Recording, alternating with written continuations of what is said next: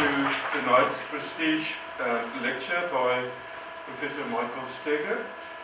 A special welcome to him in South Africa. He just arrived yesterday, and we are really privileged to have him here. And we are also very proud of all the contributions that he is making to Comprehension. Then also, maybe thank you and welcome to our rector, Professor Mariba, and the vice rector, Professor Duplessis, and then also the school director, Prof. Kazan van Eden, and then our other extraordinary professor, Professor Ruud Veenhoven. Also welcome to everybody of you here tonight, and we hope that you also will enjoy the evening with us. I'm quickly going to say something about Michael's CV, and then we'll ask him to present his lecture. Michael Steger is an associate professor of counseling psychology and applied social psychology at Colorado State University. He received his PhD with dual specialization in counseling and personality psychology from the University of Minnesota in 2005. He's co-editor of 2 books, namely Designing Positive Psychology and also Purpose and Meaning in a Workplace. His research also investigates what makes work meaningful and how meaningful work enriches employees and organizations. He currently serves on the editorial boards of Journal of Personality, Journal of Research in Personality, Journal of Social and Clinical Psychology, Journal of Positive Psychology, Journal of Happiness Studies, Applied Psychology, Health and Wellbeing, and Counseling and Values. Prof. Steger has published 87 peer-reviewed manuscripts. His research interests concern better understanding the factors that promote human flourishing and ameliorate psychological suffering.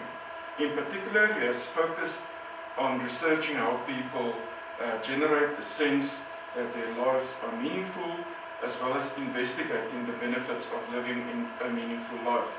His current research examines meaning, health, and health-risking, health-promoting behaviors. He's going to address us tonight in his prestige lecture on meaning in life, looking beyond the first 5 decades of research. Michael, thanks for being here tonight.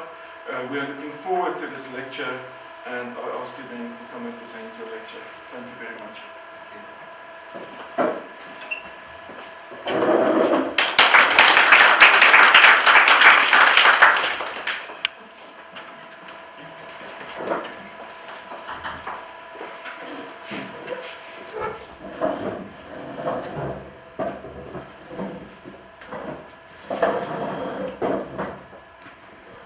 Thank you so much, Prof. Ian, for that gracious introduction. And it is a real honor and a humbling moment for me to be invited here to have some of your time to talk about what I've been passionate about and excited about in my professional career. It's, some of you may know that the very first time I got on an airplane was to come to South Africa in December of 1990. And it was a momentous time in this country. It was a defining moment for me in my understanding of what the world is like. I grew up in a very, very small rural Minnesota town, and I never thought that I would ever be able to enjoy the hospitality of wonderful people like you. So thank you very, very, very much. This is a deeply meaningful moment for me, and I'll treasure it always. My topic of research is meaning in life, and I'm not the first to do that. So we have 5 decades of research to look at. I'll just sort of point out that because of associated research in positive psychology, happiness, well-being, there's a lot of new stuff that's happening in my field, and I feel privileged to have been a small part of that, and I'd like to sort of highlight what I've seen happen just in the last few years, but also the last 5 decades. The last time I was here in April, I met Miguel Neto and Elena Marujo from Portugal, who were here to visit, and they introduced me to Fernando Pessoa. And this quote stuck with me because this is, in a sense, the genesis, this feeling is the genesis of where my research began. We all have two lives, the true, the one we dreamed of in childhood and go on dreaming of as adults in a substratum of mist. The false, the one we love when we live with others, the practical, the useful, the one we end up by being put in a coffin. This idea of two lives, I always grew up wondering why two? Is there a way for them to be one? Is there a way for who we want to be in our dreams, the world we want to live in our dreams, to also become the practical world? In a sense, is there a way, in my way of understanding that question of living in meaning? And maybe everyone here has a different answer or a different priority they put on that question, but that's really where I start. Is there a way to understand whether people are living the life of their spirit, in a sense, the life of their aspirations, also in the practical world? Today I'd like to talk about really 3 or 4 main questions. And you'll notice that when I looked back through this slideshow, that there's a lot of questions and not really very many answers. And that is, hopefully you'll bear with me, that's sort of the way I think about things. I focus on what I don't know and I don't understand, and I find that really enlivening. Other people would prefer just to get to the point. So I'll do my best to do both. The first question, I think, is what is meaning in life? The second question is what is it good for? I think the third question we need to ask is why is it good? And finally, what do we need to know? And I think that the answers that we'll hopefully come up with someday for why is it good will also help us understand what do we need to know about meaning. If we can answer one, I think we answer the other. And I like art. To me, it is one of those amazing things that it's hard to understand how our species evolved to allow us to have people who can just work with beauty and expression. And so I think it's really a gift to our species. So I always want to remind myself of that. I also want to remind myself of this. Another sort of art form. This is a person, thing, entity called Predator. This is from a 1990s, I believe, science fiction movie. And Predator has come to Earth to go on safari and hunt big game. And there's really only one species on our planet that's worthy of Predator, and it's us. So Predator arrives in a spaceship and starts hunting everyone and finally kills everyone in this rainforest that he's landed on, except for Arnold Schwarzenegger. Right? That's either a good thing or a bad thing, depending on how you feel about Mr. Schwarzenegger, but he survives. So, like the topic of my talk, he pulls somewhat of a trick. And he turns on an invisibility shield. Right? So I think science at this stage in psychology is like battling an invisible opponent. I think we've worked with so many of the things that we can touch. We can't give a little baby a stuffed white rat and then scare him to induce phobia. We can't put people in pretend prisons. We're working now with much more intangible objects and constructs. I think we know what they look like. I think I know what Predator looks like, but we have to prove it. And the way that we do that with intangible scientific objects is one study at a time. And the way you fight an invisible monster, should you come across one, is to grab a handful of dust and throw it over the monster. And slowly it manifests the outline of what we're trying to deal with. Now, unlike Predator, meaning in life is not trying to kill me and mount my head anywhere. But like Predator, I think I know what it's like, but it's a long road to trying to prove it. So this is just part of that journey for me. And the beginning goes way back. I'm going to have a quote here from Ecclesiastes, which is only about 2,300 years old. I also thought, as for men, God tests them so that they may see that they are like the animals. Man's fate is like that of the animals. The same fate awaits them both. As one dies, so dies the other. All have the same breath. Man has no advantages over the animal. Everything is meaningless. This concern about meaningless then shows up for the first time as a written concept in 250 BCE, but we see other things. I recently had a chapter published where I just traced the route of meaning in the world's oldest written story, the Epic of Gilgamesh, clay tablets that are 3,000 years old. And you can see in oral tradition struggles with meaning and meaninglessness and what is life for and what really matters, predating that in almost every culture. but this is the first that I know of use of the word in translations that goes back there. Then we have to fast forward just a little bit to the 1930s to reach Viktor Frankel, who really was not the first to talk about meaning in a psychological sense. That was Alfred Adler, but the first to really ignite a science of meaning to begin. And contrary, and almost you can see Frankel answering the despair in Ecclesiastes. Frankel says, what man actually needs is not a tensionless state, but rather the striving and struggling for some goal worthy of him. What he needs is not the discharge of tension at any cost, but the call of a potential meaning waiting to be fulfilled by him. So we should be working for meaning. We should be struggling in some sense for it. We shouldn't give up in realizing that we, like animals, were turned to dust someday. But instead, we should be working to concoct and create something better, regardless of the difficulty, because it's the working for something that makes something matter. And both, in a sense, talk about meaninglessness. And some people are not convinced that meaning is an important variable. As a scientist, I am formally not convinced that it's important. That's my job, is to constantly test whether it's important with a skeptical eye. As a person, I feel like it's really meaningful, really important, because if I ask, well, what happens if we strip meaning from my life and I live a meaningless life? Most people will agree, well, that's not particularly pleasant to do. So maybe there's something there. The psychological theories then began to accumulate. Frankel, and that's a translation from '63, but his original work was written during the 1930s. And he said that life holds a task in store for us. And he was drawing on Nietzsche. He who has a why can survive any how. But essentially that if we have a purpose, and I think of a purpose as an anchor to our future, we can survive any kind of current circumstances. What is horribly ironic about Frankel's case is that he wrote that thesis and then he had to prove it in concentration camps in Nazi Germany. His entire family died in those camps, and his great inspirational masterwork, Man's Search for Meaning, came out of that.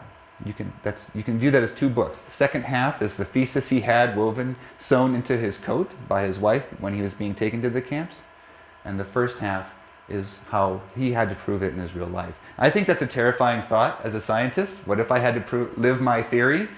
It's easy to say things are one way, but he had to live that, like so many others have in their lives. He felt that meaning is built by the act of creation, creating things in the world, relating to others, and enduring hardship. And you don't have to succeed in enduring hardship, but the way in which you endure is your testament to what life can be about. And therefore, your endurance serves a purpose for humanity. Salvatore Madi, known for a similar type of endurance, psychological hardiness, the sense that some people take on challenges in life when they're faced with obstacles, was another theorist who talked about purpose, accomplishing goals, really sort of showing that what you're doing matters in life. Batista and Almond joined in and said that there's a very subjective sense in which people have to understand their life. They have to have a meaning framework for understanding what happens, and then they have to pursue goals related to that framework, in which case they feel fulfilled. And then Roy Baumeister, a social psychological polymath, has written on just about every topic, and one of the early ones was meaning in life, and he's argued that meaning was connection and relation. You can't understand what any one thing is for or what any one thing expresses without understanding how it relates to other things. So meaning is the network of relations and connections we make, and we formulate those in four different ways. One is purpose, which is having something to strive for. Another is value, which gives us a sense that our actions are justified. A third is efficacy, we can do what we set out to do. And fourth is self-worth, that we ourselves are worthy of our own lives, in a sense. Those have all been very influential. And one of my jobs, I felt, as a sort of a newer meaning researcher guy, was to try and start pulling some of these things together with other literatures. And I was really drawn to some of these theories that sometimes get neglected, other times are really revered. But this is Eric Klinger's work. He said purpose evolved from the need for mobile creatures to seek and find nutrients. Right? We are mobile creatures. We need, as an organism, from an evolutionary standpoint, We diverged from creatures like this that can be stationary and allow nutrients to come to them, and their main job is to filter. Our main job is to pursue. So we have that ingrained in our species. We need to go out and get things, which means we need to have a motivational apparatus to make us do that, to reinforce us for success, to help us then plan to get what we need.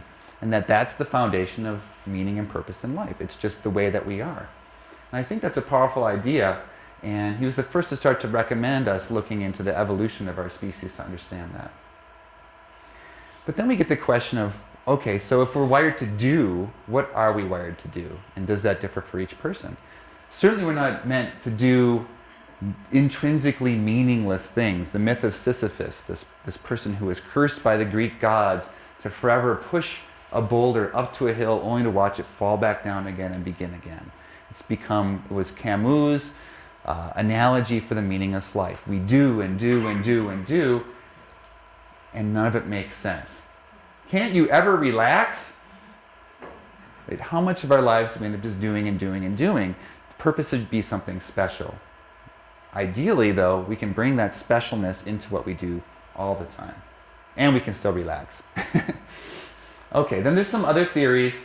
This is a meaning maintenance model, and this is really drawn from social psychology and cognitive theory. And this basically argues that people are motivated to keep a grip on our comprehension of life. Life needs to be predictable. We need to feel a sense of consistency in life. And you see people do a lot of work to keep life consistent and predictable. And in a sense, then, they're arguing that this is an innate drive that we have to continually hone and reinforce and create cognitive structures that help life be predictable and consistent. And I find this very persuasive. Right? So if I ask, what is that? Maybe say a circle. What is that?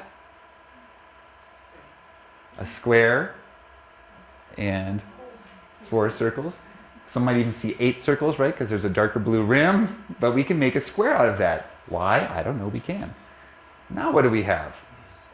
Right? So again, our brain is assorting and making connections and relating things that may or may not be related, right? I had to draw each of those little dots individually and try to make them the same size and shape them all that. They didn't come like that, but we can make them like that effortlessly.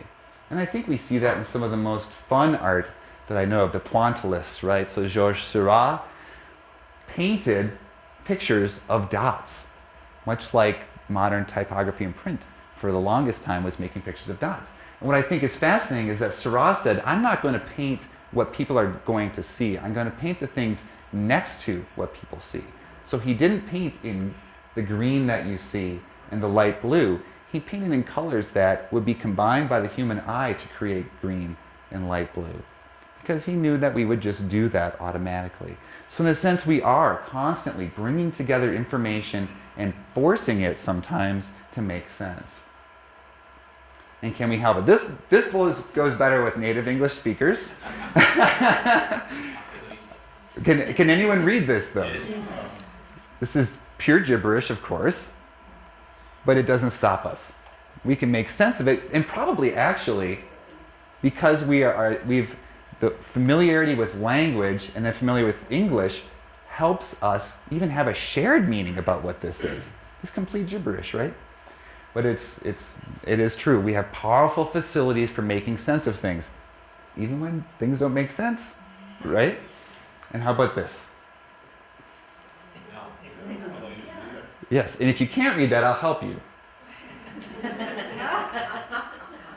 Right? Just so easy for us. Right? Clearly, that says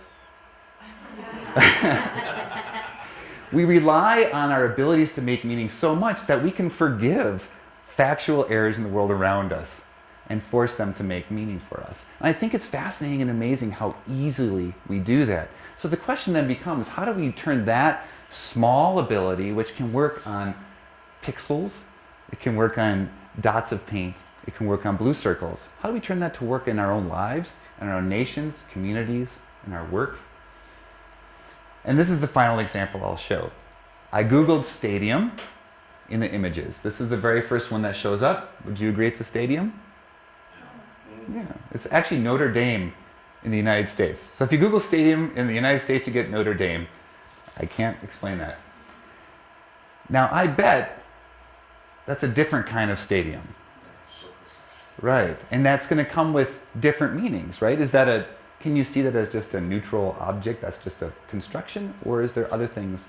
Is it a complicated symbol? So we do that all the time. This is just a stadium. Maybe you're wondering, oh, that's American, why do so many people show up for American football games, you know? But this is something different. This symbolizes all sorts of issues that are complicated. As I found out the first time I gave this talk, I anticipated this would be solely a symbol of national unity and pride. And it's more complex, which I think is how people are. A final psychological theory I'd like to talk about is terror management. And I think as we talk about this one, if you consider what people were writing about back when they were constructing Ecclesiastes for the Judaic Bible, this starts to make sense. The existential dilemma is that we are beasts. We are animals. We know that every animal dies and is rendered into meaningless parts. Unfortunately, we know that we're beasts too. And we know that our time is limited. The only thing is we don't know when. So we live in the constant, if we allow ourselves, terror, sense the terror management piece, that this could be the moment, or that could be the moment, or the next could be the moment.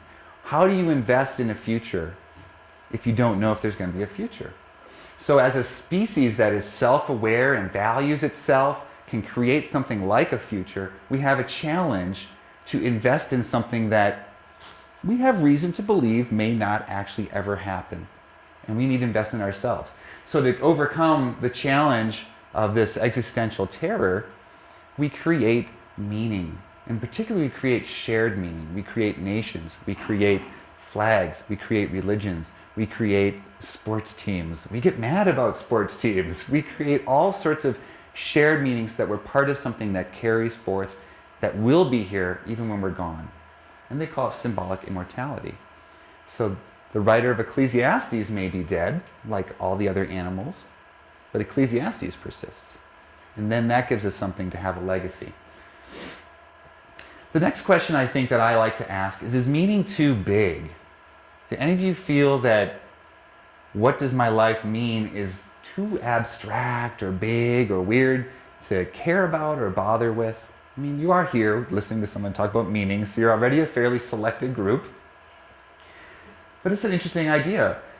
And this cartoon says, well, for that matter, what is the meaning of you?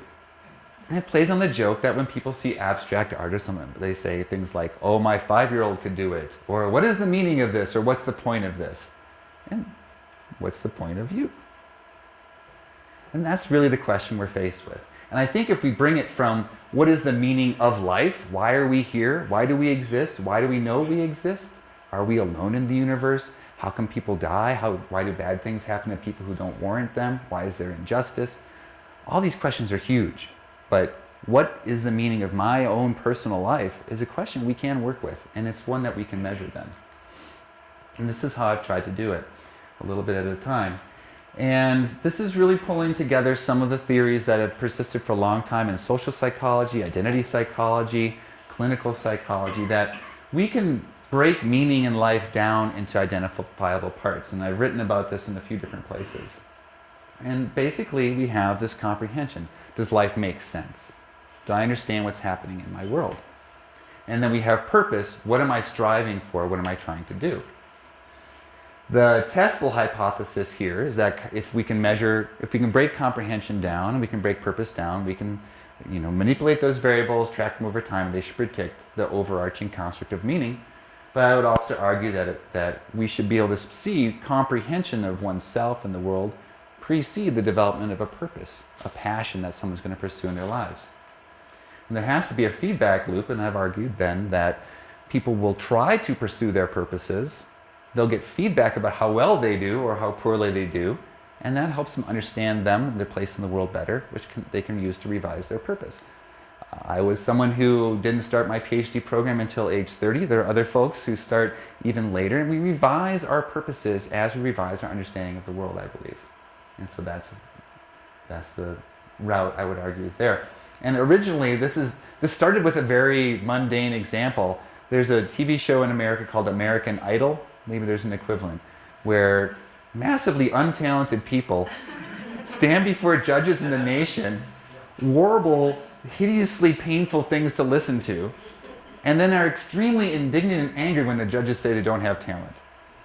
So somewhere in the world there has to be a function where people receive feedback that they're not going to be the next famous singer, the next Britney Spears or whomever. So I had to have that link in there. I think further we can break down comprehension into some very, very classic. Basically all I'm trying to do is clarify what we've been saying about comprehension all along. These aren't new ideas, but they weren't being articulated very clearly. I think comprehension comes from understanding who we are, having mental constructs of the world around us, and then I think ideally, and this comes more from the tradition of counseling psychology and also vocational psychology, we need to understand our fit, our niche, our transactions, our interactions, because that in the end is the generator of knowledge about ourselves. Purpose is a little different because it's a motivational construct. It needs to have I think a discernment phase. How do you decide which is going to be your purpose or your purposes? Which are you going to commit to? And then you have to take action on a purpose or else it's not a purpose. Saving the world by watching TV and I'm going to get to it someday isn't that a purpose, it's a platitude. So we need to be able to see people in action. One of the things that we can anticipate then about purposes is that people have more than one and sometimes they'll conflict. We might see that as a work-family imbalance issue. We might see that as a case of societal injustice interfering with someone who has talents to give but can't find an avenue to give those away. And so when we put it together, this is the model of meaning that I proposed. And hopefully it provides us some measurable parts. The piece that is really currently not very measurable would be discernment of purpose. I know that in monastic traditions, they have procedures where people can slowly discern their calling or their vocation, and maybe we'll have to use that as a model. But right now, we don't know where people get their purposes from. We can break down self-understanding into lots of parts, understanding the world into lots of parts, worldview, and understanding fit. There are models of that too. But the purpose side, even though most people feel that's the most salient, we don't really know how to measure that stuff other than just by asking people. By asking people, we've learned, I think, a lot in the last 50 years.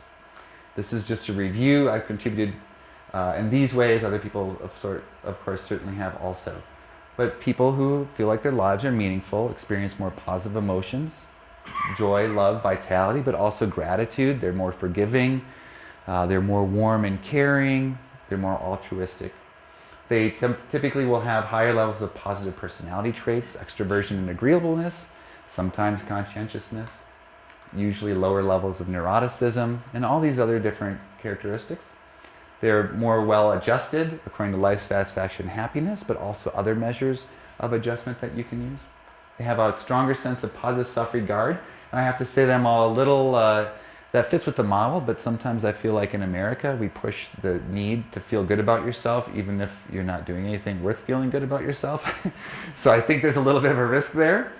But that's what the data show. And here are some things I think are a little bit more interesting. People with high meaning show better signs of positive self-management. They have stronger ego strength, which means they're typically going to be less defensive. They're going to be less argumentative. They're going to be more collaborative. They typically show a greater sense of control in the world.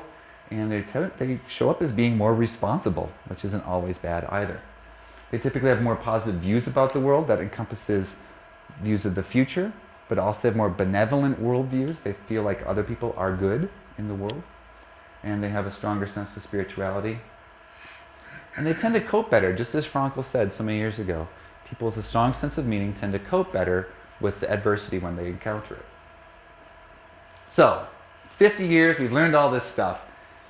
We must be done. That's a long time to study something, I think, right? So 400 articles later, we've got 5 decades of research, and I'm going to limit my iterations of some of the things left undone to 5 problems, because I like symmetry, right? That works. 5 decades, 5 problems. Problem number 1. Do you have meaning in life? Check the box, yes or no. That's really the technology that we use right now in this area. So what is meaning in life besides saying life is meaningful? Right? Everything I showed you previously is based on someone's ability to check one box versus another box, or circle one number instead of another number. So that intermediary of the measurement is a problem, I think. Problem number 2 is related to that. Do you have meaning in life? Yes. Do you have other good stuff? Yes. Right? So what is meaning good for besides saying you've got other good things going on also? So we need to start showing some more audacious ideas about meaning. We can't, at least in cultures where there's been saturation of this research, we can't just keep showing that meaning people are happy people anymore. We have to do something more. Problem number 3, I know that someone with an extremely fancy camera doesn't look like a problem, but what does meaning look like if we look behind one snapshot in time?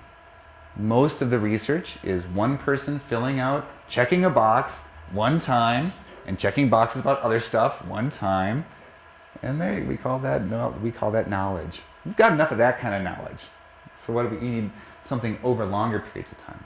And problem 4, who here was grateful for the Earth's molten iron core today? I was, because I was thinking about it, right? So without the Earth's molten core, obviously we wouldn't have plate tectonics, we wouldn't have the type of energy on our surface that creates ocean currents, which allows oxygen and nutrients to form. It protects us from the sun's radiation. It is basically the only reason we're here, right? If we didn't have it, we would never have existed. So we should be really happy about that. But is meaning important for real, or is it only important when we think about it? That is to say, the Earth's core is important for real, but in a psychological sense, it's probably only important if you think about it, and I bet you're ready to move on from that topic already. Right, so is meaning similar? If I ask you if life is meaningful, you think about it, becomes briefly important, and then disappears. And problem number 5. In a sense, this could be a map of where we have information about meaning in life in the world. In reality, this is actually a map of where nuclear power plants are in the world. Is there a coincidence? Perhaps. The nuclear age generated concerns about meaning, perhaps, some strong existential issues. But in a sense, we don't know how most of humanity views meaning in life. Here's where we know what we know.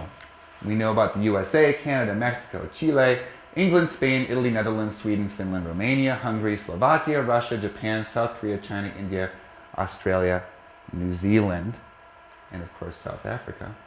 The ones in blue are studies where I've done some research. But again, it kind of looks a little like this nuclear reactor map. We're missing a lot. That's problem number 5. And that's the end of my talk, so there you go. It's all bad news. Now what?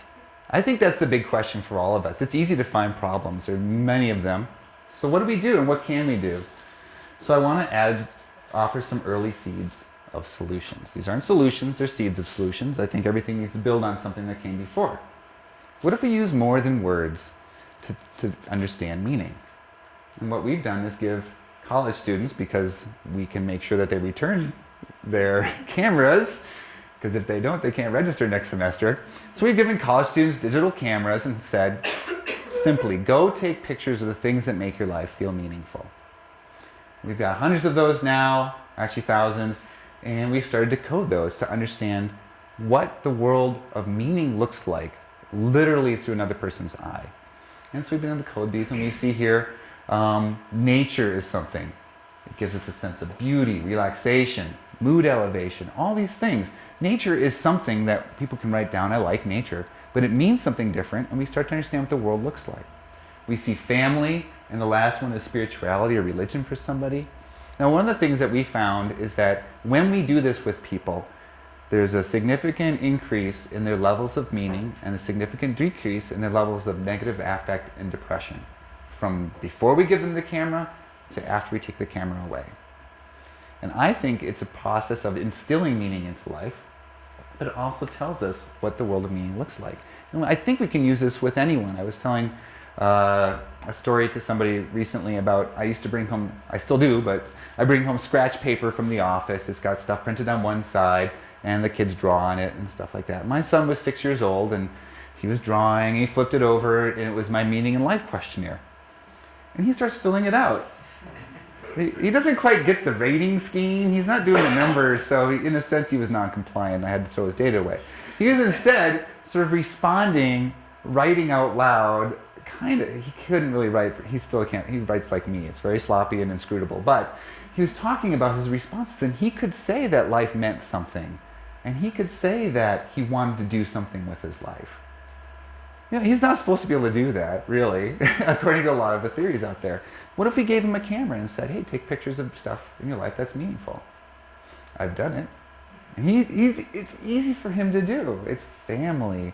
It's toys that he likes to play with. It's things that he likes to see outside his window and in the world around him. And I think we could do that with anybody. Problem number 2 is saying life is meaningful only good for saying that other things are good too. Well, we can track hard outcomes, and I think this is really some fascinating stuff. This is work by Patricia Boyle and colleagues out of Medical Center in Chicago.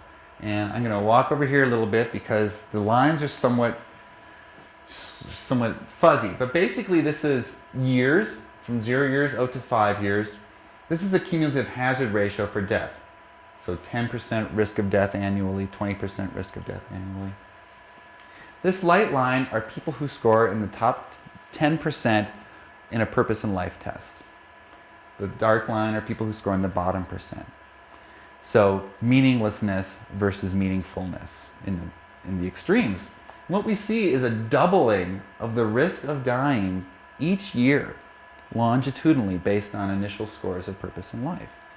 So this is not the only study to link purpose in life to living or dying, but death is a hard outcome. It's a respectable variable. It's not a survey response. She hasn't stopped there. She has access to this fascinating aging sample. And other things that she found is that the rate of cognitive decline is slower among people who are high in meaning in life over time. The rate of Alzheimer's disease progression is slower among people who feel their lives are meaningful following this over time. And here, this is what I think is the most exciting idea. These are the neurofibrillary tangles. So you know, Alzheimer's basically begins to make, through these amyloid plaques and tau proteins, begins to make the brain look like steel wool. It strangles and kills neurons. And here we see volume of the tangles within the brain. And here we see global cognitive functioning. So typically speaking, as tangles increase, global functioning decreases. As the brain dies, it functions less well. All things being equal, even as the tangles increase, people higher in meaning in life show less of the pathology, less of the cognitive decline. In a sense, the sense of meaning is somewhere in play, moderating the impact of the cell death that occurs with Alzheimer's and the behavioral outcomes of memory loss and cognitive functioning loss. This is super exciting stuff to me because this is really showing a place for meaning. This is controlling for, this is an incomplete list. Age, number of medical visits, current physical health, depression, personality, marital status, income. Basically, most of the other disease factors that we would study in a large epidemiological study are controlled for, and still this little variable comes through. So I think there is hope. Well, we can do research on that. I don't have access to acute enough brain scans to measure the volume of neurofibrillary tangles in people's brains, but I do have access to a captive audience of risk-taking college students.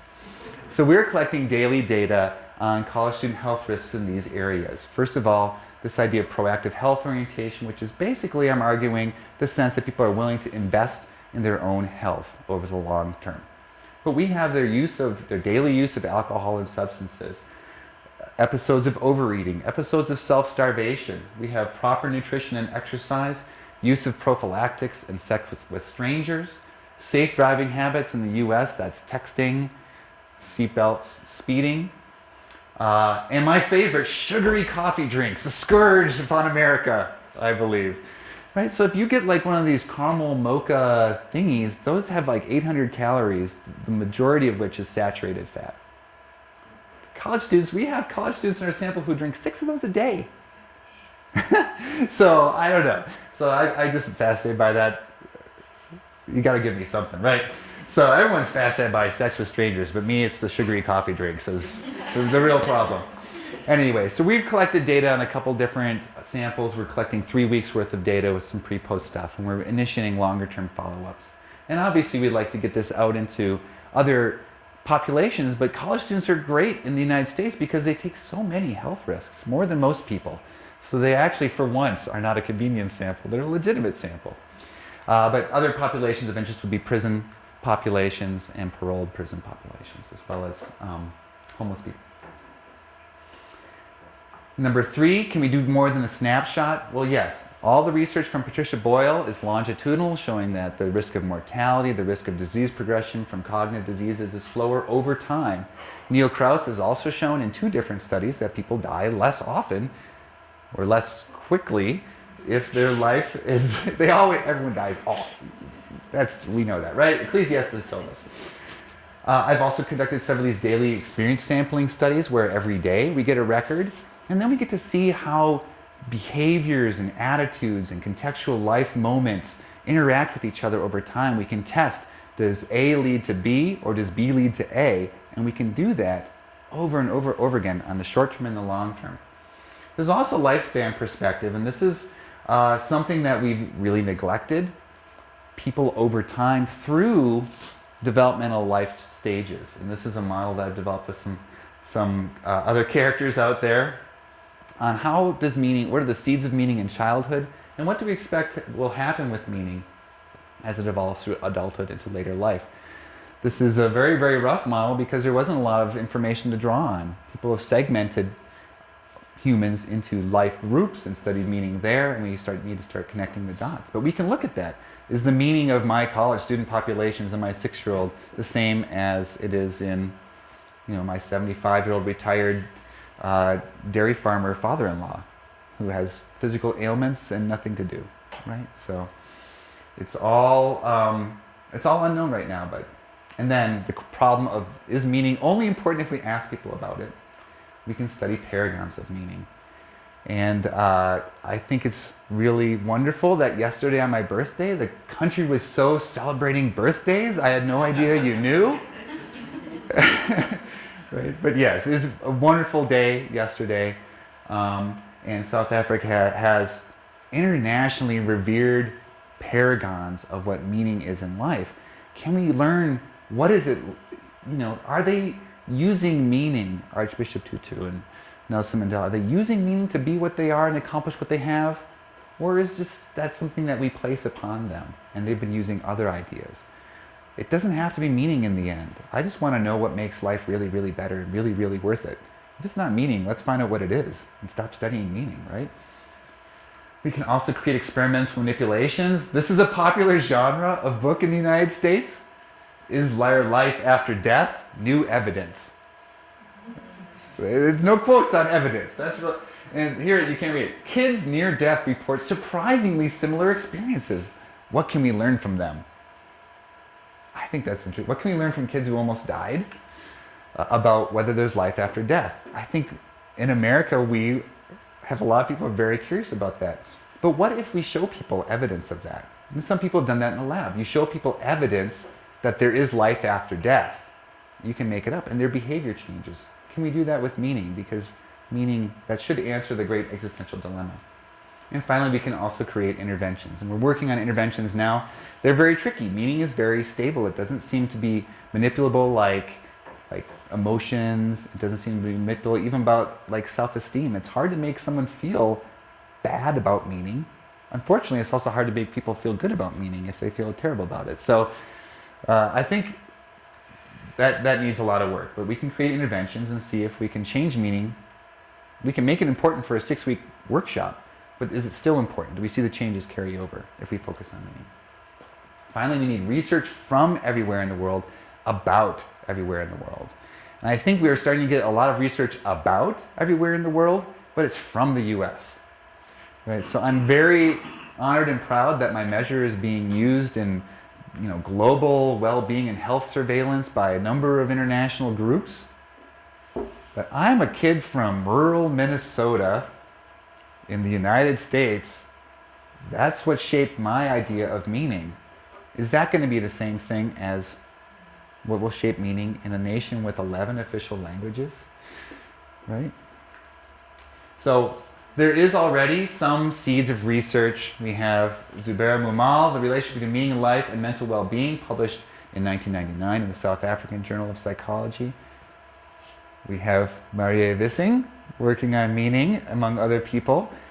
What things do people from many countries find meaningful? And this is 660 participants, including some South Africans and people from other countries around Europe and South America. And honestly, that looks a lot like what you see in America and Canada and Germany and places like that. But we can do research from places.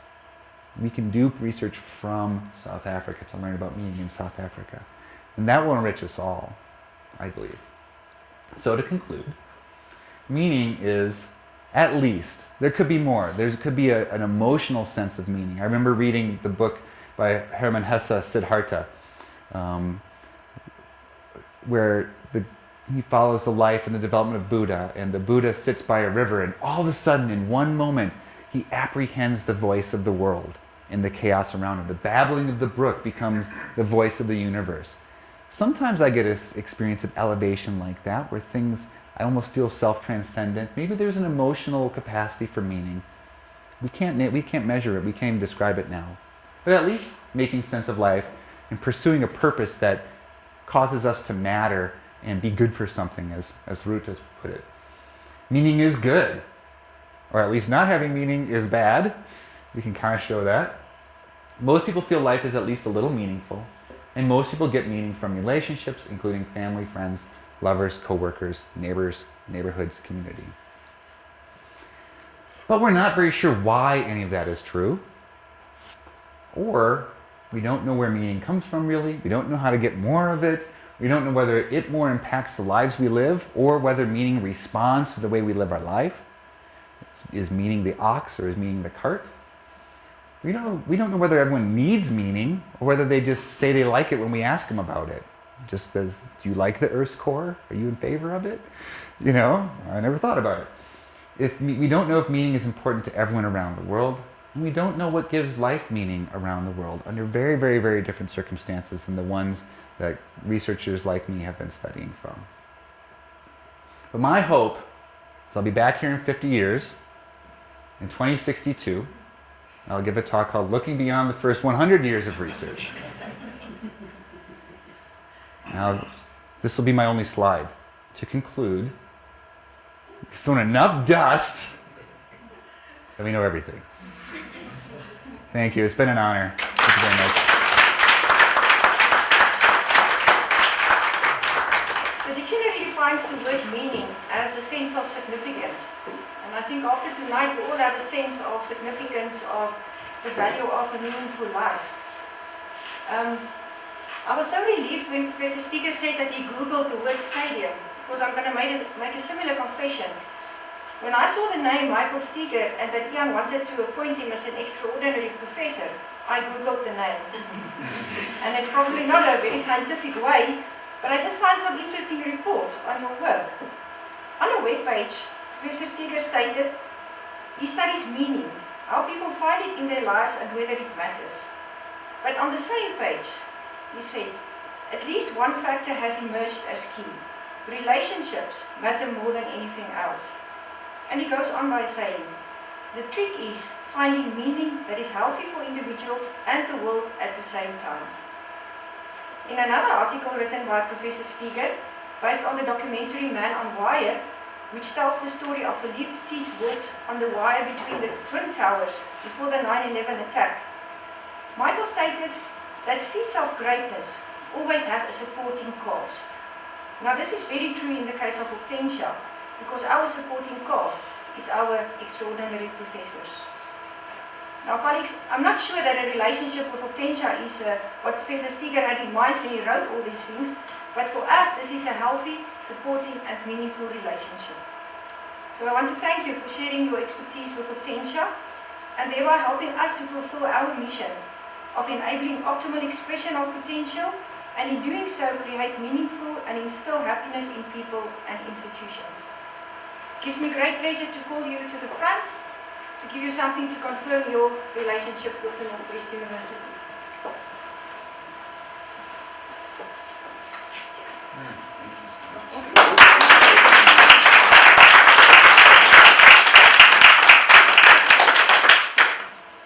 Thank you so much. I earnestly feel I don't deserve this. It is a privilege for me to be here.